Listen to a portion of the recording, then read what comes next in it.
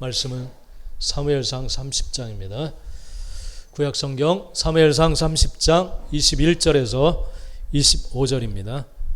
사무엘상 30장 21절에서 25절 우리 한 절씩 나누어서 읽겠습니다.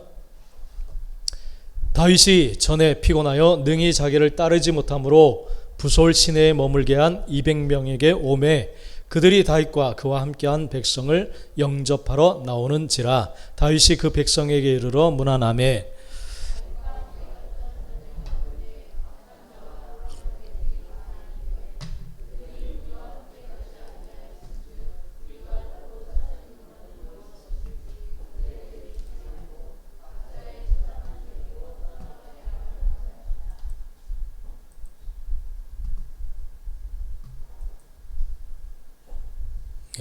다윗이 이르되 나의 형제들아 여호와께서 우리를 보호하시고 우리를 치러 온 그 군대를 우리 손에 넘기셨은즉 그가 우리에게 주신 것을 너희가 이같이 못하리라.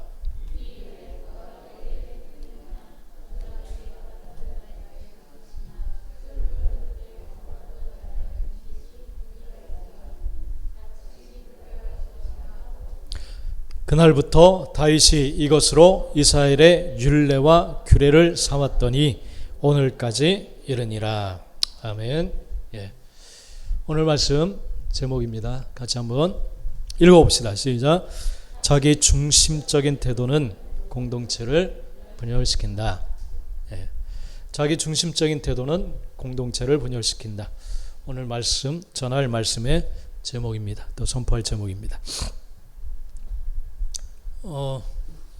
장례 일정을 우리 신유찬 신보람 자매 어머니 올해로 이제 60을 딱 환갑을 맞이하는 그런 해라고 하는데 하나님께서 부르셔서 소천을 하셨습니다. 그래서 화요일부터 정신없이 이렇게 뛰어다녔어요. 그래서 장례 일정이 너무나도 은혜 가운데 잘 맞춰졌습니다. 하나님께서 온전히 역사하시고 또 성령께서 주관하신 줄 믿습니다. 이제 장례를 치르면서 마음 가운데 계속 드는 것은 우리도 언젠가는 이제 부름을 받는데 제가 걱정되는 것은 꿈을 통해서도 저에게 경계를 시켜주시고 경고를 하셨는데 우리 성도들 정말 다 하나님 나라에 다 같이 가야 되는데 정말 몇 사람이나 갈 수 있을까? 그런 생각을 계속 장례를 드리면서 그런 생각을 합니다. 우리 아버님도 이렇게 하나님의 부르심을 받았지만 계속 예전부터 부교육자 생활 때부터 정말 가까이 지냈던 자매 하나가 자매 둘이 항상 찾아오고 그랬었는데 어느 날 한 명이 찾아와서 이렇게 와서 이야기를 쭉 나누는데 왜 혼자 왔을까? 언니하고 같이 와야 되는데 그래서 나중에 하는 이야기가 쭈뼛쭈뼛하면서 언니가 세상을 떠났다고 그렇게 이야기하는 거예요. 근데 떠난 게 잘 머뭇거렸던 이유는 스스로 목숨을 끊어서 스스로. 그래서 한동안 말을 잃었어요. 내가 알고 있는 그러한 지체들 가운데 이렇게 주님과는 상관없이 결정하고 또 주님을 모른 채 떠나가는 모습이 있을 수 있겠다.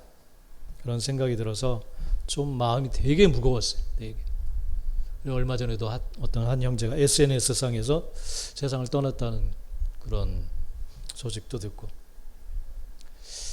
나는 과연 몇 명이나 하나님 나라로 보낼 수 있을까? 그런 생각을 하면은 정말 무거워요. 무겁고 유쾌하지가 못해. 항상 예배하고 기도 시간 내가 온 힘을 다해서 예배하고 찬양하고 그런다 하지만 하나님 과연 나는 몇 명이나 하나님 맡겨주신 영혼들을 하나님 품으로 보낼 수 있을까요? 그런 생각을 계속 합니다. 나에겐 정말 능력이 없습니다. 주님 왜 나 같은 걸 목회자로 세워가지고 정말 내가 어떻게 할 수가 없는 이런 상황 가운데 세우셨습니까? 그런 생각을 합니다. 해요. 그래서 참 무거워요. 그래서 노집사님 계속 아프다는 이야기를 들을 때 그동안 노집사님을 살펴볼 때 이렇게 주일도 이렇게 어디 막 이렇게 여행 다니고 막 그런 모습을 봤기 때문에 이 영혼이 젊었을 때 같이 사역할 때는 정말 헌신적으로 이렇게 했는데 왜 이런 삶을 살아가고 계실까? 그러면서 한편 이 영혼에게 시간을 주십시오. 이제는 가까이 있는 남편이나 이 식구들하고 이렇게 교제하는 게 아니라 이제는 하나님이 직접 병실에 찾아가셔서 잃어버렸던 그러한 교제, 하나님과의 관계를 좀 회복시켜 주시기를 원합니다.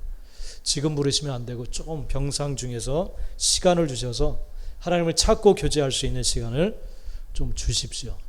계속 그런 마음으로 기도했어요. 뭐 회복되고 이런 게 아니라 하나님과의 관계가 회복되어야 됩니다. 하나님과의 관계가. 그러면서 계속 기도하면서 이렇게 시간을 좀 주셨고, 병상에서 뭐 여러 사람과의 관계가 불편하고 이런 건 전혀 문제가 아니라 이 영혼이 하나님을 정말 알아야 되고 만나야 되고 교제해야 되고 다시 되찾고 하나님과의 관계 회복 속에 부름을 받아야 됩니다. 그런 마음. 그래서 화요일날 위도가 다는 소리 듣고 한번 기도하기 위해서 갔는데 그날은 또 병상에 들어가지를 만나지를 못하고 그 다음날 곧 떠나실 것 같다는 소리를 듣고 갔어요. 그러면서 병상에는 직계가족에는 못 들어간다 해서 어떻게 해야 되나 그러고 있는데 수간호사가 1분만이라도 안 되냐 그랬더니 나중에 영상으로 이렇게 통화할 수 있게 해주겠다. 그래서 그 간호사 핸드폰으로 이렇게 얼굴을 보여주면서 했어요. 그래서 들리든지 안 들리든지 간절히 기도하고 이렇게 왔습니다. 그러면서 그 다음날 그날 소천하셨죠. 소천하시고 수요일날 소천하시고 이렇게 장례 일정을 했습니다. 일단 세상을 떠나면 남겨진 사람들이 이제 문제예요. 그래서 어떻게든 그와 함께 했던 그를 10년 동안 돌보았던 실제적인 남편, 그 영혼의 구원이 문제예요. 그리고 나머지 가족들도 구원이 문제고, 그러니까 이제 떠난 분은 떠난 것이고 이 사람들의 마음이 어떻게 풀어질까 하나님께 맡기면서 장례가 너무 은혜롭게, 그래서 추모사도 참석하시는 권사님한테 부탁도 하고 가까이 지냈던 장로님들에게 기도도 부탁하고, 그러면서 사람들 마음이 풀어지는 게 문제이기 때문에 그래야 하나님께 마음을 열 수 있기 때문에 이렇게 맡기면서 준비해서 은혜 가운데 잘 마쳤습니다. 이제는 우리가 최선을 다했기 때문에 하나님이 하실 일인 줄 믿습니다. 여러분, 저는 여러분들이 정말 하나님을 알게 되고 살아계신 하나님을 정말 중심에 모시고 믿음 생활 하시기를 간절히 원합니다. 할렐루야. 구원받은 백성으로 살아가기를 정말 간절히 원합니다. 내가 할 수 있는 것은 최선을 다해 말씀을 준비하고 이 준비된 말씀이 여러분에게 음성으로 들려져서 하나님의 뜻대로 살아가는 겁니다. 그럴 때 여러분들은 정말 하나님 나라에서 기쁨으로 주님을 만날 수 있게 되어지는 줄 믿습니다. 오늘 말씀 정말 자기 중심적인 태도로 믿음의 사람은 하나님이 살아계신 예수 그리스도가 주인 되시는 삶을 살아가는 자들인 줄 믿습니다. 이 때문에 언제나 자기 중심적인 태도는 이거 우리가 항상 경계해야 되고, 사탄은 항상 이런 삶을 살아가도록 우리를 부추겨요. 계속 네 중심으로, 네 생각대로, 네가 하고 싶은 대로 살아가라 그렇게 말합니다. 이건 자기만 망하게 할 뿐 아니라 공동체를 깨트려요. 힘들게 만들어요. 힘들게. 하나님의 뜻대로 나아가지 못하도록 방해합니다. 이걸 우리는 경계해야 되고 버려야 됩니다. 이건 정말 자연스럽게 우리가 쉽게 되는 일이 아니기 때문에 날마다 우리는 싸워야 돼요. 이 생각을 심어주는 것은 사탄입니다. 어둠의 영들이에요. 자기 생각대로, 감정대로, 느낌대로 행동하도록 만듭니다. 이것은 여러분들을 패망의 길로 끌고 가는 거예요. 이걸 항상 경계해야 돼요. 우리는 언제나 하나님의 뜻대로 살아야 되고 그 하나님의 뜻은 말씀 속에 다 담겨져 있어요. 그렇기 때문에 이 말씀을 붙들고 우리는 살아가야 될 줄 믿습니다. 예. 프랑스에서는 그런 법이 있대요. 그런 법이. 사무실에서, 일하는 사무실에서 절대 식사를 하지 마라. 그런 법을 만들어놨어요. 이걸 어기면 벌금이 나옵니다. 적발이 되면 벌금이 나와요. 그래서 사무실에서, 일하는 공간에서 먹지 말라. 그런 법을 했어요. 왜냐하면 이제 1800년대 후반 산업혁명을 거치면서 노동자들이 일하는 시간이 엄청나게 늘어났어요. 그러면서 건강을 해치고 병들고 죽게 되고 그런 일들이 너무 많이 났어요. 그리고 이 좀 먼지가 많은 그런 작업 공간에서 일하다 보니까 이 병들게 되는 그런 일이 많이 일어나게 됐어요. 그래서 그때부터 이제 근로자법을 이제 만들어서 환기도 이제 시키고 휴식 시간을 충분히 가진 이후에 와서 일을 할 수 있도록 그렇게 만들었습니다. 왜냐하면 건강이 중요하기 때문에 그래요. 그죠? 건강이 중요하기 때문에. 그 사람이 일하다가 돈을 벌어도 그냥 세상을 떠나게 되면 이건 아무것도 아니잖아요. 그런데 이제 이번에는 프랑스에서 얼마 전에는 사무실에서 점심을 먹을 수 있도록 하겠다. 이렇게 법을 냈어요. 그 이유는 코로나 때문에 그래요. 코로나. 그죠? 코로나 때문에 이제는 사무실에서 점심을 먹어라. 식당, 많은 사람들이 모이는 공간에서 먹지 말고 사무실에서 먹어도 괜찮다. 일시적으로 이것을 허용했어요. 아니, 왜 어떤 때는 뭐 사무실에서 먹지 말게 하더니 이제는 왜 사무실에서 먹게 하느냐? 왜 그럴까요? 그 중심이 뭐냐 하면 사람들을 생각하는 거예요. 건강과 생명. 건강과 생명을 지키기 위해서 사무실에서 먹지 말라. 그런 법을 만들고 이제는 그 생명을 해치는 일이 오히려 공공식당에서 그런 일이 벌어지기 때문에 이제는 사무실에서 먹어도 괜찮다. 그런 법을 또 이제 허용해 놓은 겁니다. 그죠? 우리가 이해가 안 될 수 있어요. 왜 어떤 때는 먹으라 하고 어떤 때는 먹지 말라고 왜 그러느냐 따질 수 있어요. 그러나 그 법을 만든 그 중심, 목적, 그것이 중요한 거예요. 그래서 이렇게 할 수도 있고 저렇게 할 수도 있는 그러한 문제입니다. 가장 중요한 것은 사람의 생명이기 때문에 그것에 맞추어서 법을 만든 거예요. 만든 것. 여러분, 우리가 하나님의 말씀을 듣다 보면 왜 이렇게 하라고 하시나 우리 마음에 안 맞는 것들이 분명히 있어요. 분명히. 우리가 상식적으로 생각할 때 이건 뭐 안 맞는다. 그렇게 생각할 수 있는 말씀들이 너무나도 많이 있습니다. 그러나 여러분, 하나님의 그 깊은 생각과 마음과 뜻, 그것을 정말 우리가 옳다라고 여긴다면 우리가 따질 필요 없이 우리는 그 말씀하신 그대로 살아가야 될 줄 믿습니다. 언제나 하나님의 깊은 뜻이 옳다라는 것을 믿는다면 우리가 생각할 필요 없이 알겠습니다. 그대로 따르겠습니다. 이런 마음으로 우리가 나아가야 될 줄 믿습니다. 우리가 상식적인 생각을 가지고 하나님 말씀을 대하면 지키지 못할 것들이 너무나도 많아요. 그래서 우리 성도들이 막 여러 가지 이야기를 할 때 충분히 이해되는 그러한 말들이 너무 많아요. 인간적으로 너무 공감되고 이해되는 말이 많아요. 그러나 그것이 하나님의 진리는 아니에요. 진리. 이해를 하고 나도 똑같은 생각을 품고 있지만 그러나 우리가 따라야 될 것은 진리의 말씀인 하나님의 말씀인 줄 믿습니다. 할렐루야. 그게 믿음 생활인 거예요. 그게 내 생각과 뜻은 맞지 않지만 하나님이 이게 옳다라고 하시고 그렇게 살라고 하시니까 살아가는 것이 바로 믿음 생활인 줄 믿습니다. 마태복음에 보면 주님께서는 마태복음 5장에 보면 너희는 세상의 빛과 소금이다.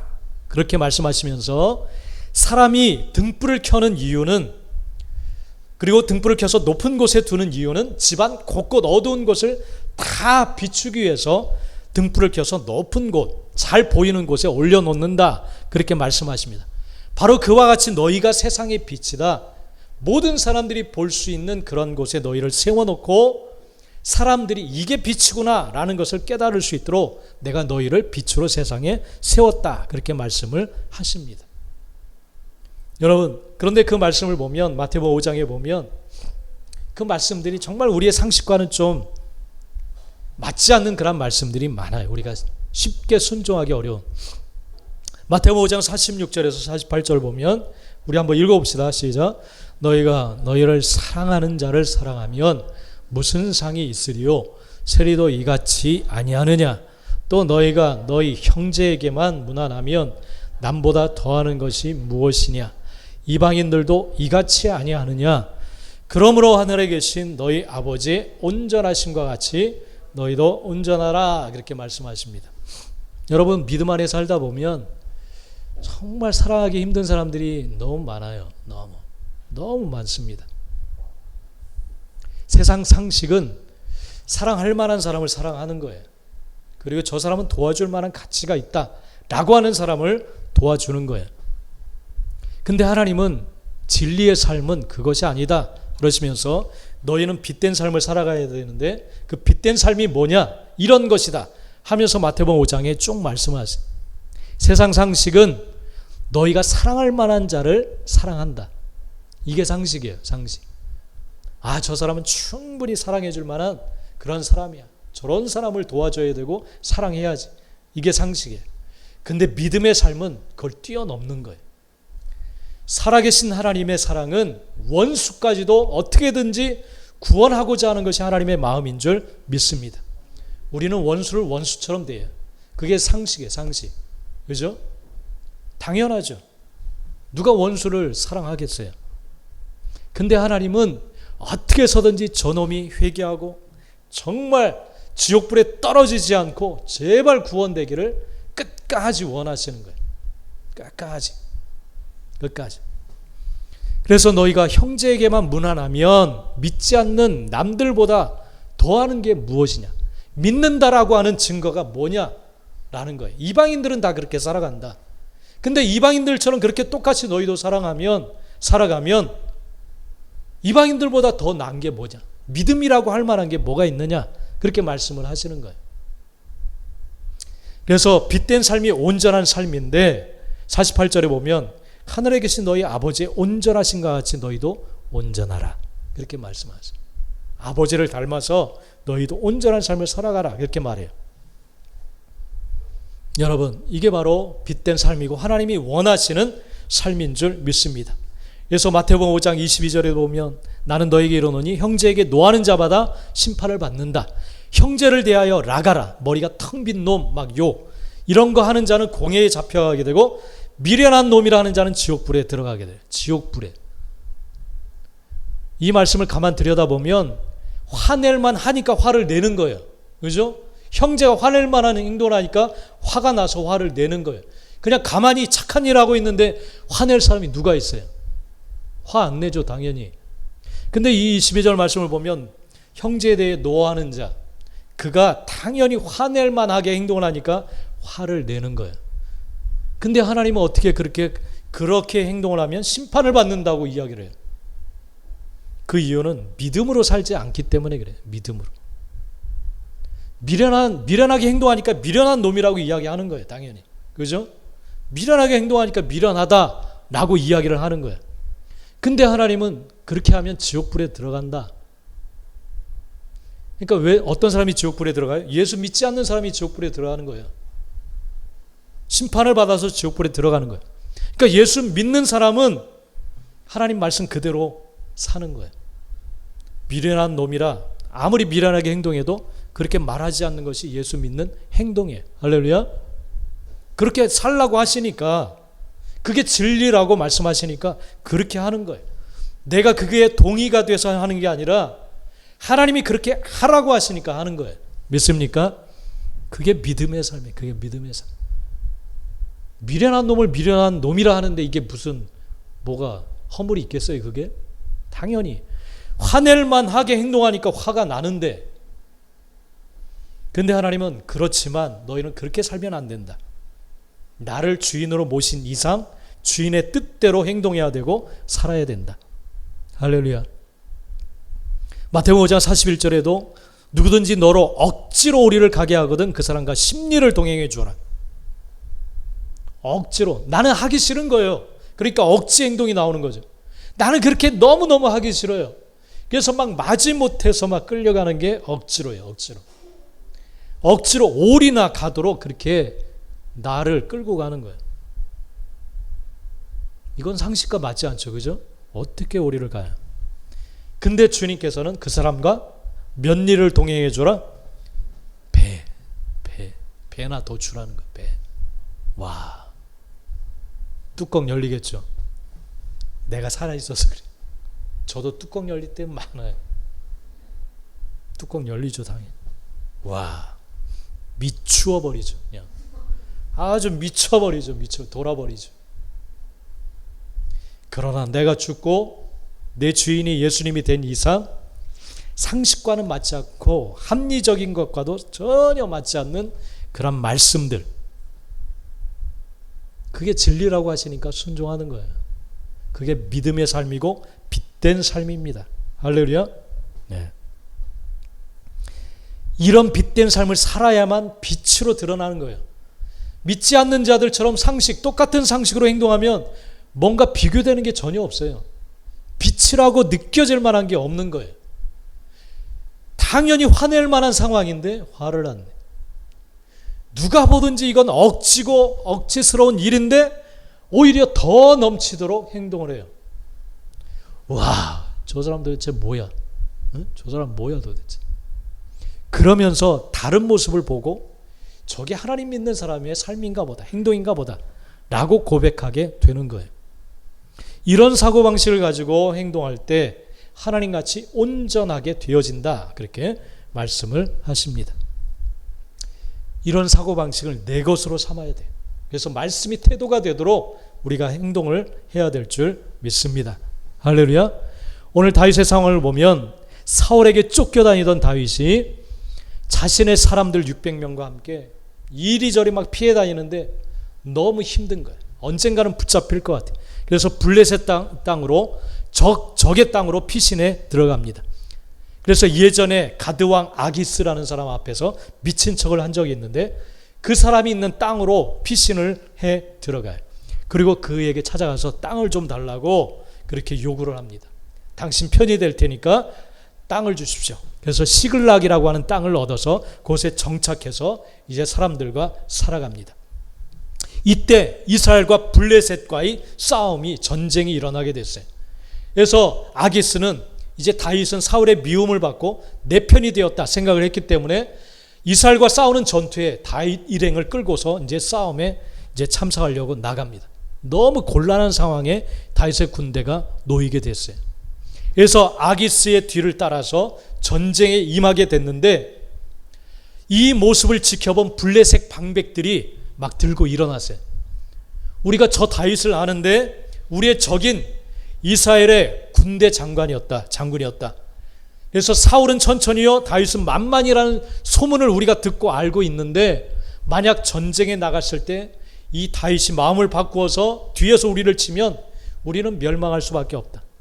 저 다윗은 우리와 전쟁에 나갈 수 없다. 우리를 배신하면 어떡하냐, 그런 이야기를 해요.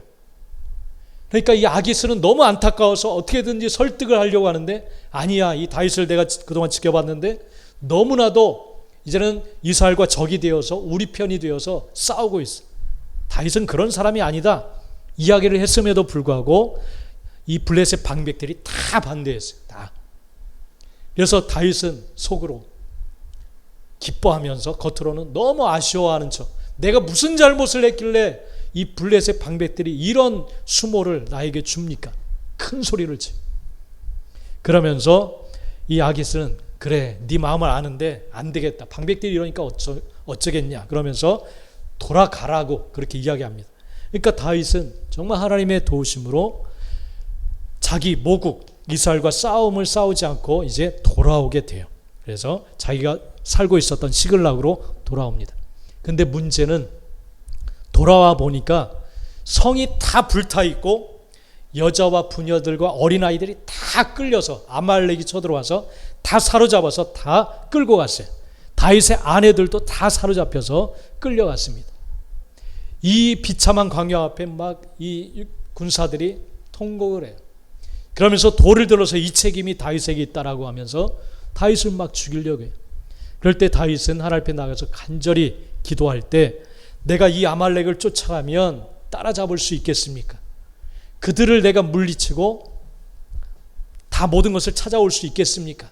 그랬을 때 하나님께서 쫓아가라. 네가 반드시 다 찾아올 거다.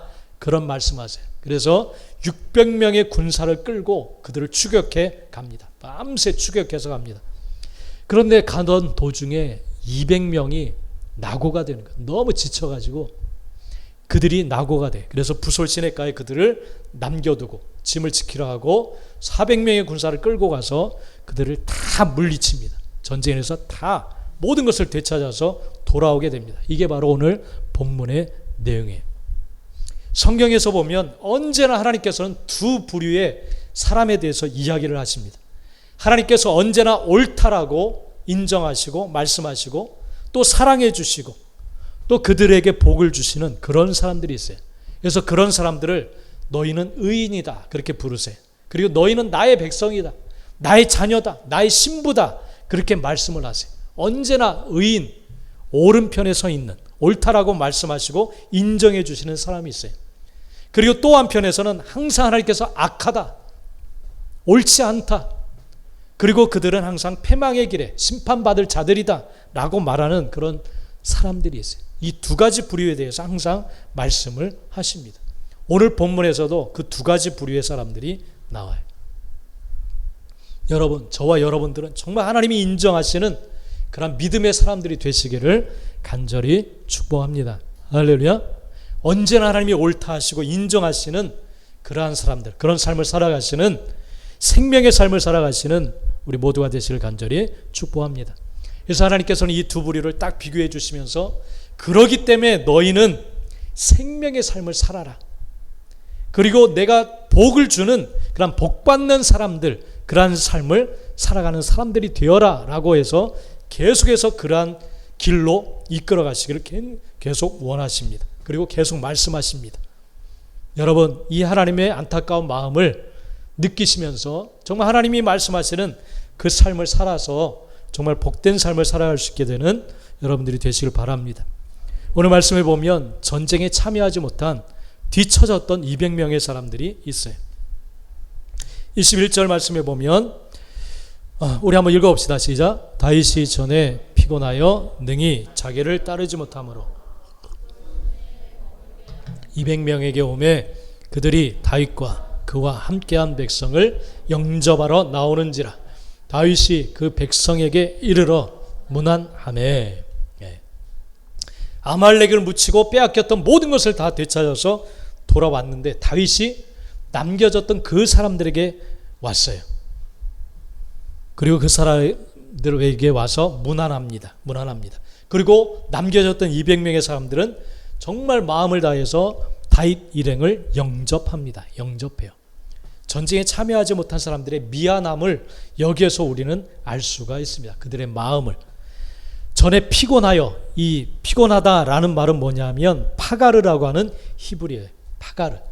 기진해서 쓰러질 정도의 그런 모습으로 있었던, 상태에 있었던 사람이에요. 그래서 페인트라고 하는, 페인트, 우리 축구할 때 막 속이는 거 있잖아요. 페인트. 이 영어로 단어를 그렇게 해놨는데 이것이 뭐냐면 기절하고 졸도할 정도의 그런 모습에, 기절하고 졸도, 실신할 정도, 그런 상태. 그러니까 전쟁에 참여하지 못했던 이 사람들은 아내와 자식들을 다 빼앗겼으니까 그 마음이 어떻겠어요? 못할 짓이 없잖아요. 그죠? 어떻게 해서든 가족을 살리기 위해서, 여러분, 가족을 위한 일이라면 못할 게 없잖아요. 그러니까 이들이 전쟁에 일부러 그냥 내 죽기 싫으니까 그렇게 빠진 사람들이 아니에요. 졸도하고 기절할 정도로 온 힘을 다해서 같이 추격을 했었어요. 근데 도저히 자기 힘으로 이게 안 되는 거예요. 그래서 실신하기 직전에 그들이 그 모습을 보고 다윗이 점점 처지기 시작하니까 그들을 따로 부솔 시내가에 머물러 있게 했던 그러한 사람들이에요. 여러분, 이들이 최선을 다하지 않은 게 아닙니다. 최선을 다하지 않은 게 아니에요. 그들의 마음은 똑같아요. 400명의 군사들과 똑같습니다. 어떻게 해서든지 나의 가족을 살려서 데리고 오자 하는 그런 마음이 있었어요. 그래서 그들은 자신들의 모든 걸 다 쏟아부어서 달려갔어요. 함께. 그런데 그들의 몸, 육체가 그것을 감당하지를 못했어요. 체력이 따라주지를 못했어요. 그래서 점점 낙오가 되고 처지기 시작한 거예요. 그래서 다윗은 전쟁을 위해서 그들을 200명을 따로 부솔 시내에 머물도록 남겨두었습니다.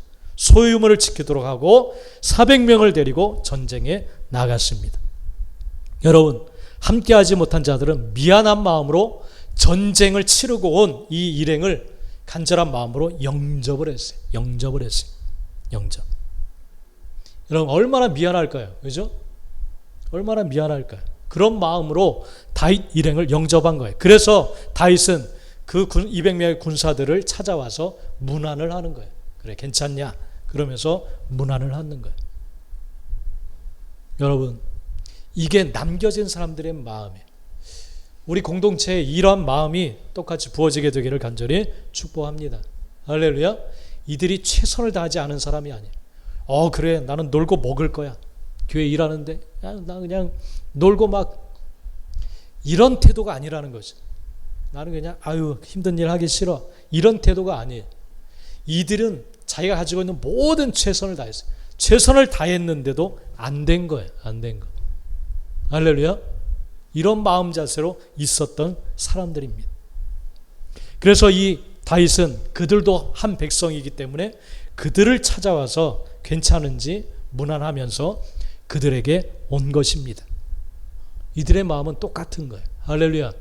예. 우리 공동체가 이런 공동체가 되기를 간절히 축복합니다. 그런데 악한 자와 불량한 자라고 표현하는 그런 말씀이 있어요. 오늘 말씀을 보면 22절 말씀 우리 한번 읽어봅시다. 시작. 다윗과 함께 갔던 자들 가운데 악한 자와 불량배들이 다 이르되 그들이 우리와 함께 가지 아니하였은즉 우리가 도로 찾은 물건은 무엇이든지 그들에게 주지 말고 각자의 처자만 데리고 떠나게 하라 하는지라. 오늘 하나님께서는 이 성경을 통해서 그들을 악한 자 불량배들이라고 그렇게 표현하고 있어요. 이 불량배라고 하는 단어는 벨리알이라고 하는 단어예요. 벨리알. 이것은 타락한 천사들, 하나님께 반역을 일으키고 타락한 천사, 사탄이 된 그들을 벨리알이라고 불렀어요. 그러니까 이 악한 자와 불량한 자들을 그렇게 하나님이 보시고 계신 거예요. 사탄과 마귀와 그런 부류로 하나님께서 보시고 계신 거예요. 불량한 자들, 악한 자들이라고 표현하고 있어요. 어떤 자가 악한 자예요? 어떤 자가 사탄에 속한 자입니까? 그렇게 뒤처져서 머물러 있었던 자들을 좋지 않게 생각하고 비난했던 자들이에요. 그들에게는 공동체 의식이 없어요. 공동체 의식. 남을 이해하는 마음이 전혀 없는 그러한 사람들이에요. 지극히 이기적인 그러한 사람들입니다. 그들의 이런 태도는 그들의 생각, 사고방식에서 나온 거예요. 사고방식. 자, 그들이 뭐라고 하느냐 하면 악한 자와 불량배들이 다 이르되 그들이 우리와 함께 가지 아니하였은지, 그 피 흘리는 그 싸움터에 함께 가지 아니했다, 그렇게 이야기를 하는 거예요. 그리고 우리가 직접 싸워서 찾은 물건, 우리의 수고가 들어가 있는 그 물건들, 우리와 함께 하지 않았기 때문에 그걸 나누어 줄 필요가 없다는 거예요. 아깝다는 거예요. 아깝다는 거예요. 다윗은 그렇게 생각하지 않고 그들을 찾아와서 문안을 했어요. 이게 왕의 마음이에요. 왕의 마음. 할렐루야. 그들이 어떠한 상태인지를 알기 때문에, 그들이 어떤 마음으로 임했는지를 알기 때문에, 비록 전투에는 참여하지 못했지만 그들의 태도와 마음을 알기 때문에 이 왕은 동일하게 그들을 대하는 거예요. 할렐루야. 그러나 사탄의 마음, 생각, 사고방식이 있는 자들은 우리와 함께 직접 수고를 하지 않았기 때문에 그들에게 나누어 주어서는 안 된다, 그렇게 생각을 하는 거예요. 아깝다는 거예요. 손해라는 거예요. 손해라는 거예요. 여러분, 물론 이들의 수고는 알아줘야 돼요. 정말 칼을 들고 와서 생명에 목숨을 걸고 싸웠던 이들의 수고가 절대 잘못됐다는 게 아니에요. 잘못됐다는 게 아니에요. 너무너무 수고했어요. 그죠? 너무너무 수고하고 정말 헌신을 했습니다. 그러나 그 마음 자세가 하나님 마음과 다르다는 거예요. 다르다는 거예요. 하나님의 마음이 부어지지 않았다는 거예요. 상식적인 선에서는 이들이 한 이야기가 합리적이고 맞아요. 더 많은 것을 가져가고 주지 않아도 뭐라고 할 말이 없어요. 정말 일한 사람은 그 사람들이고 싸웠던 사람은 이 사람들이기 때문에 뭐라고 할 말이 없어요. 그래서 상식적인 이야기를 하면 할 말이 없어요.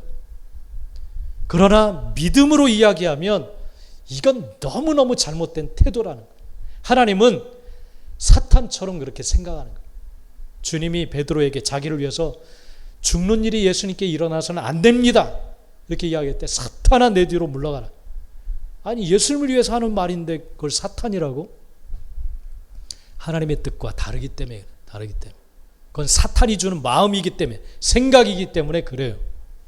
여러분, 나만 생각하는 나중심적인 태도, 이건 사탄에게 마음과 생각을 빼앗길 수가 너무나도 많습니다. 너무나도 많아요. 하나님과 상관없는 삶을 살아갈 수 있게 됩니다. 내 중심적으로 살아가면. 그러니까 이 다윗은 주님의 모습을 의미하는 그림자입니다. 왕의 마음은 그렇지 않아요. 왕의 마음. 비록 그들이 전투에 참여하지 못했지만 그들은 자기가 가지고 있는 모든 최선을 다 한 거예요. 다 했어요. 그 때문에 그걸 알아주시는 거예요.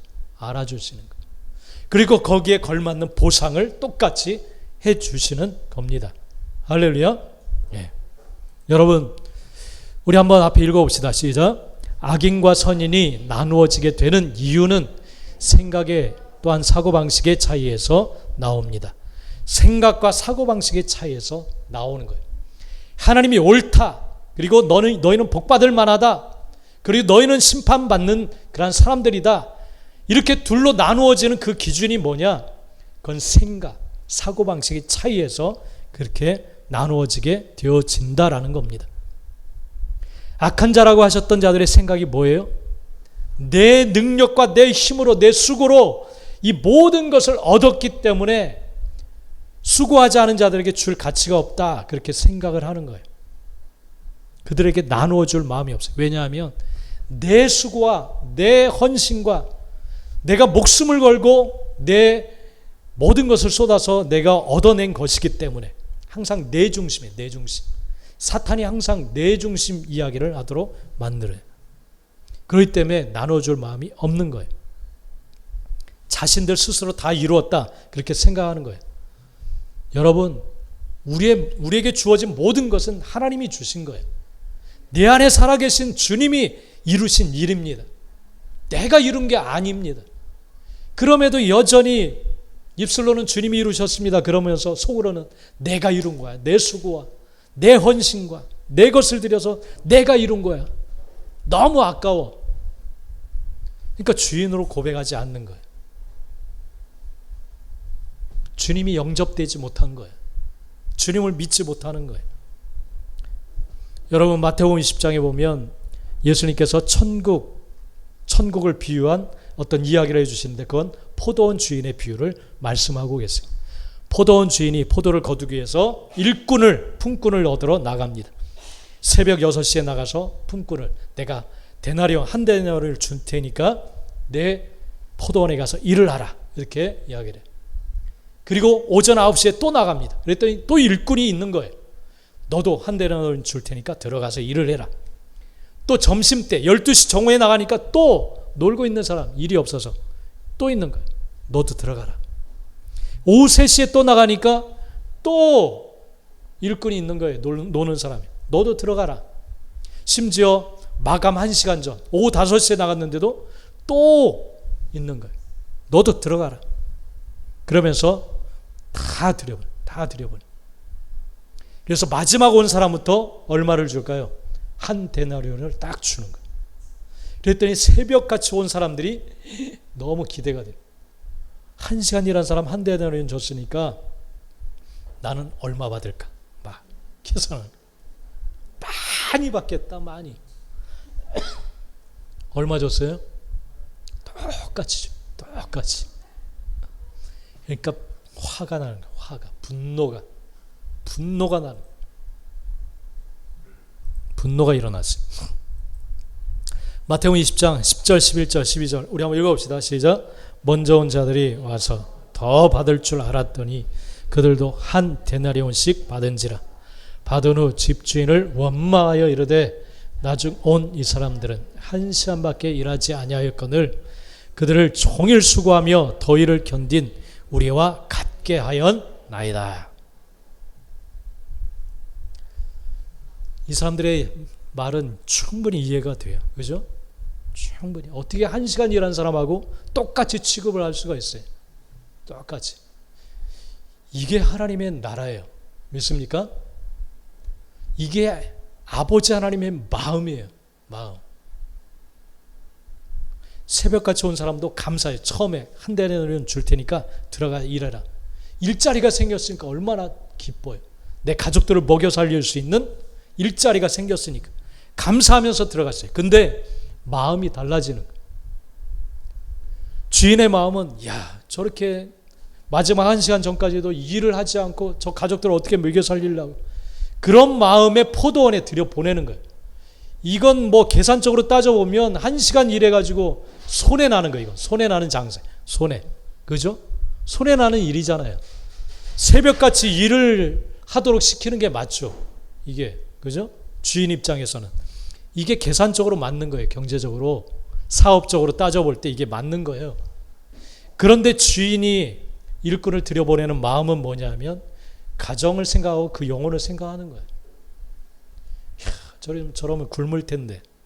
주인의 마음은 안쓰러운, 긍휼히 여기는 마음인 거예요. 한 데나리온 줄 테니까 가서 열심히 일을 해라. 할렐루야. 우리 CEO들에게 이런 마음들이 부어지게 되기를 바랍니다. 이렇게 해도 넘치도록 부으시는 하나님의 은혜가 있게 되기를 간절히 축복합니다. 이미 있는 것 같아요. 있는 것 같아요. 1시간밖에 일하지 않는 사람과 종일 수고하며 더위를 견디 우리가 똑같이 왜 취급합니까? 이게 종들의 생각이에요. 내가 수고해서 열심히 내가 일을 했는데 왜 그걸 알아주지 않습니까? 그렇게 내 중심적으로 생각하는 거예요. 주인 중심으로 생각하는 게 아니라 내 중심으로, 그러니까 억울한 거예요. 주인이 어떤 생각과 어떤 마음으로 그렇게 했는지를 생각하는 게 아니라 내가 몇 시간 일했고 내가 더위를, 얼마나 이 심한 더위를 느꼈고 얼마나 힘들었고 막 그렇게 생각하는 거예요. 내 중심적으로 생각하면 억울해요. 순종할 수가 없어요. 여러분, 하나님 중심된 삶을 살아갈 수 있게 되기를 간절히 축복합니다. 할렐루야. 다도왕의 뜻과 선포는 뭐냐? 이것은 오늘날 우리에게 선포하시는 왕 되신 하나님의 말씀이에요. 주님의 말씀이에요. 23절 한번 읽어봅시다. 시작. 다윗이 이르되 나의 형제들아, 여호와께서 치러 온 그 군대를 우리 손에 넘기셨은즉 그가 우리에게 주신 것을 너희가 이같이 못하리라. 할렐루야. 400명의 군사들은 내가 싸웠고 내 힘으로 내 능력으로 내가 최선을 다해서 이 결과물을 얻어낸 것이다, 이렇게 생각했어요. 근데 다윗 왕은 그렇게 생각하지 않았어요. 우리가 이길 수 있었던 것은 여호와께서 우리를 보호하시고 우리를 치러 온 그 군대를 우리 손에 넘기셨기 때문에 이 모든 전쟁에서 얻어낸 이 모든 포획물들은 하나님이 우리에게 주신 것이다, 그렇게 고백하고 선포하는 거예요. 하나님이 주신 것이지 너희가 이루어낸 그 승리가 아니라는 거예요. 하나님이 우리를 보호하셨고 우리로 승리하게 하신 것이다, 그렇게 선포하는 거예요. 이 생각과 이 사고방식이 없었기 때문에 이 400명은 억울한 거예요. 나눠줄 수가 없는 거예요. 아까운 거예요.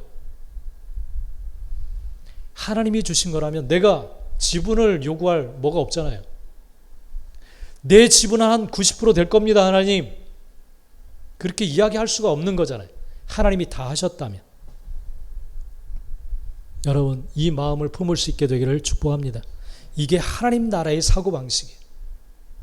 하나님이 모든 걸 다 주신 것이기 때문에 주인 뜻대로 우리가 사용하는 거예요. 여러분, 하나님의 길을 따르지 못하게 하는 것은 자기 중심적인 태도에서 나옵니다. 내 인생, 그리고 내 시간, 그리고 이 내 마음과 내 감정이 이러니까 난 못해. 내 생각은 이래. 그리고 이건 내 자식이야. 그리고 이건 내 사업이고 내 직장이고 내 돈이야. 아까워. 이런 중심적인 태도에서 하나님의 길을 따르지 못하도록 말을 해요. 그러나 하나님의 길을 걸어가는 자들은 이 삶은 하나님이 주신 삶이야. 하나님께서 내게 주신 이 24시간의 시간이야. 그리고 이 감정과 이 마음은 하나님이 주시는 마음이야. 그리고 이 생각은 하나님이 주시는 생각이고, 나의 자녀는 하나님이 주신 자식이야. 하나님의 것이야. 또 이 사업과 가정은 하나님이 허락하신, 하나님이 이루어가시는 사업이고 가정이야. 이런 고백으로 살아갑니다. 이게 하나님의 뜻이고 하나님께서 우리에게 주시고자 하는 마음인 줄 믿습니다. 할렐루야. 우리 한번 기도합시다, 여러분. 기도합시다. 자기 중심적인 태도는 자기 자신도 멸망의 길에 서게 하고 공동체를 다 깨트립니다. 가정도 깨트리고 관계도 깨트리고 교회 공동체도 무너뜨리고 다 분열시킵니다. 자기 중심적인 태도에서 하나님 중심적인 태도로 바꾸어야 될 줄 믿습니다. 하나님의 말씀이 자기 중심적인 태도로 사는 사람들은 이해가 되지 않습니다. 마음에 담고 싶지도 않습니다. 손에 나기 때문에. 그러나 내가 죽고 예수로 살고자 하는 사람들, 내 안에 사는 이가 예수 그리스도라고 고백하는 자들은 하나님의 사고방식, 하나님의 마음을 그대로 진리라고 선포하고 따라갑니다. 그곳에 하나님의 역사심이 있고 하나님의 생명이 있고 하나님의 구원의 풍성함이 있습니다. 그래서 주님은 그 길로 나아가도록 계속 우리를 이끄십니다. 감동해 주십니다. 싸워야 됩니다. 날마다 자기중심적인 생각에서 하나님 중심적인 생각으로 나아가도록 싸워야 됩니다. 그래야만 우리는 그 길로 나아갈 수가 있습니다. 이 시간 기도합시다. 내게 이 마음을 주시옵소서. 왕의 마음을 주시옵소서. 빛된 삶을 살아가고자 하는 아버지 하나님의 마음을 주시옵소서. 생명의 길에 들어서게 하시고 멸망의 길에서 벗어나 생명의 삶으로 나아가도록 주님 나를 인도하여 주옵소서. 내 주인이 되시고 나의 왕이 되어 주시옵소서. 우리 같이 주여 부르며 기도하겠습니다. 같이 기도합니다. 주여 주여 주여